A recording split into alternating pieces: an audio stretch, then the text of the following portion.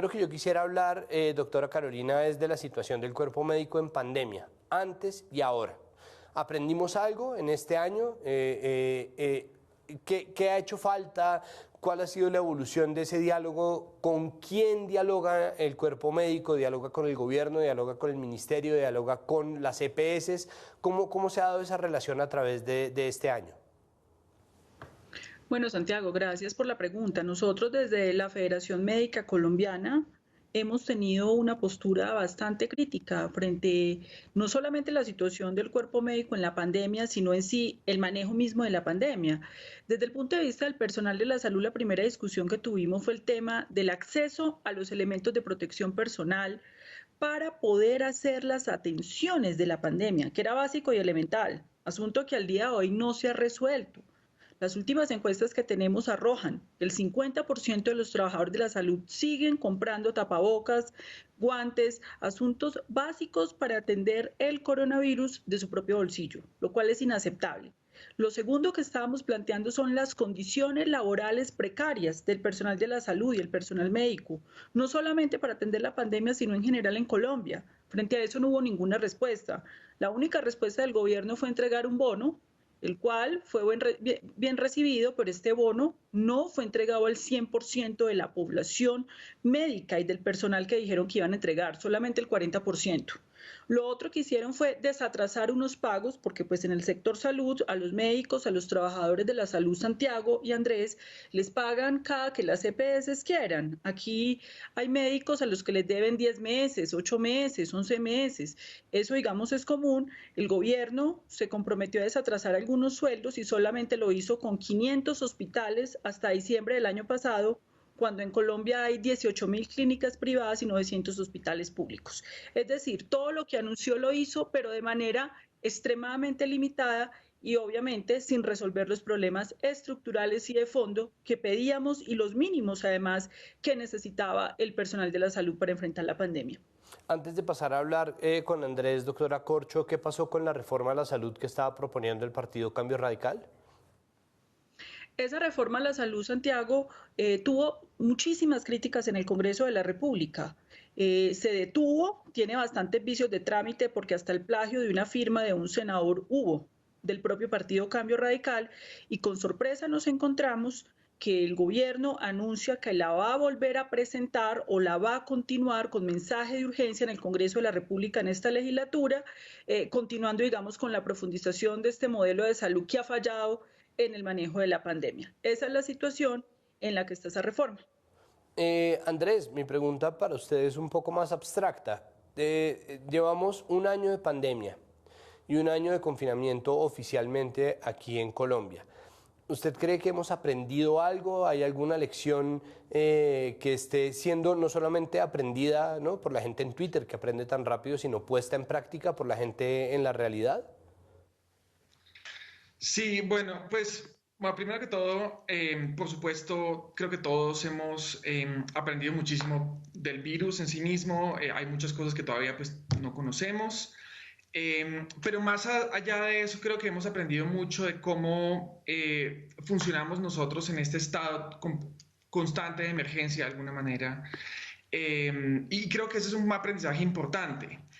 Yo diría que, digamos, hay tres cosas fundamentales que hemos aprendido. Por un lado, está el valor de la preparación.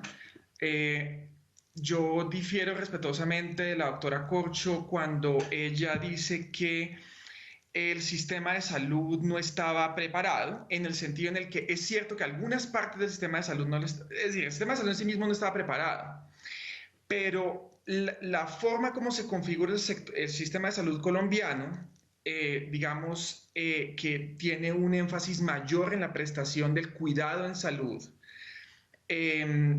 de alguna manera ha dejado rezagado porque eso no está relacionado con los aspectos, digamos, de la reforma del 93, todo lo que es salud pública, vigilancia a nivel local.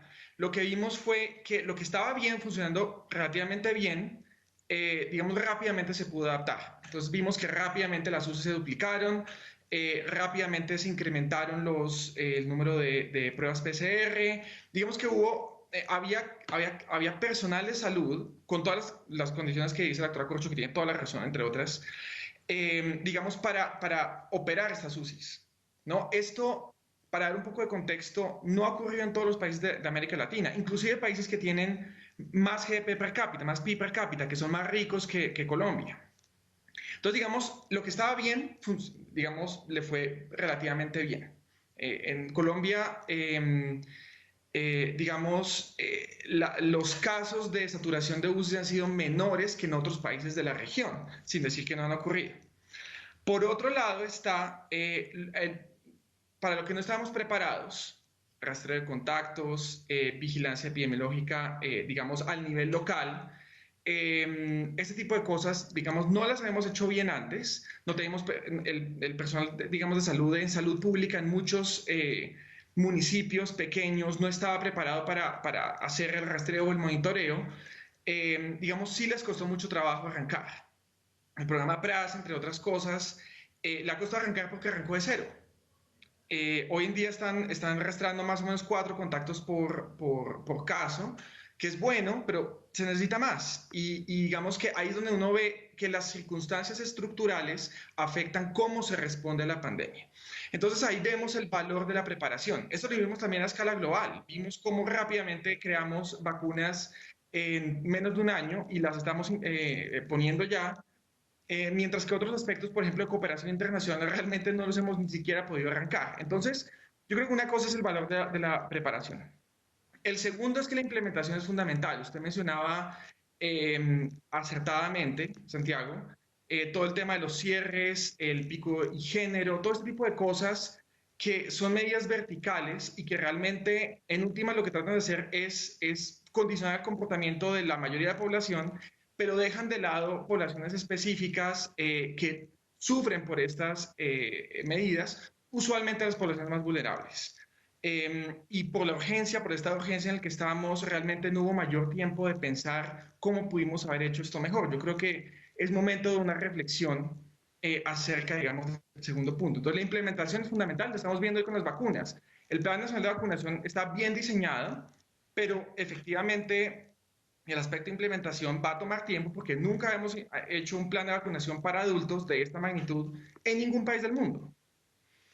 Y tercero, yo creo que es importante el valor de la interdisciplinariedad. Al inicio vimos muchos epidemiólogos, digamos, rápidamente informando cómo esto iba a avanzar esta pandemia, pero creo que empezamos a ver el valor de otros profesionales también pudiendo contribuir a cómo pensar, cómo, digamos, qué estrategias seguimos y cómo nos comportamos de aquí en adelante. Y yo creo que eso es muy valioso porque quizás algo que hemos buscado mucho en ciencia, en la academia, que es unir esos puentes, quizás lo hemos logrado un poco más fácilmente gracias a digamos, a esta crisis terrible que estamos sufriendo.